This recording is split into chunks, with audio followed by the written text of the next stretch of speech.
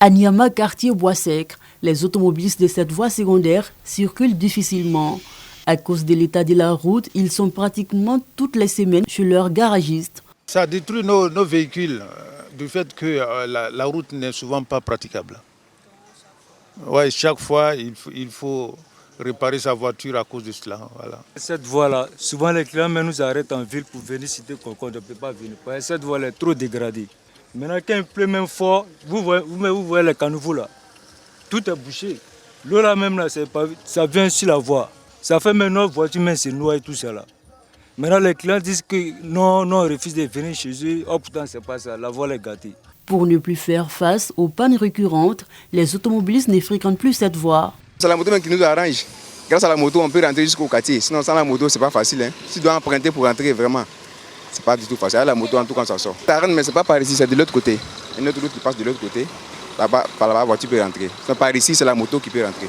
La voie est dégradée même carrément. Les piétons qui peuvent se défendre avec les motards, on peut se défendre pour passer. Raison pour laquelle les bagarres, les oro, les gars, tous passent par derrière pour pouvoir rentrer dans le quartier. Les conducteurs de cette ambulance est obligé de rebrousser chemin.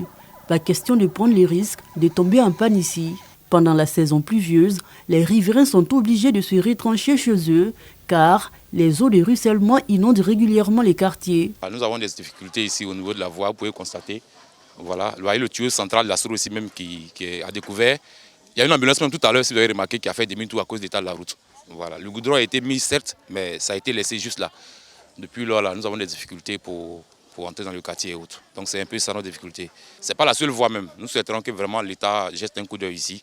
Voilà, les travaux ont débuté, mais ça a été stoppé. Jusqu'à présent, les voies ne sont pas encore complètes. À chaque pluie, caniveau là, est tout petit. Donc les voies en amont, comme ce n'est pas bitumé, à chaque pluie, ça charrie le sable avec tout ce qui est ordure et ça vient boucher. Et donc, chaque fois, les gens sont obligés, avec les moyens de bord, de curer un peu pour faire passer l'eau. Mais c'est toujours répétitif. Juste après les grandes pluies, c'est fini, on n'a plus accès à la cité. Le calvaire des usagers de cette route dure depuis au moins 14 ans. Son reprofilage est le rêve de tous ceux qui la pratiquent.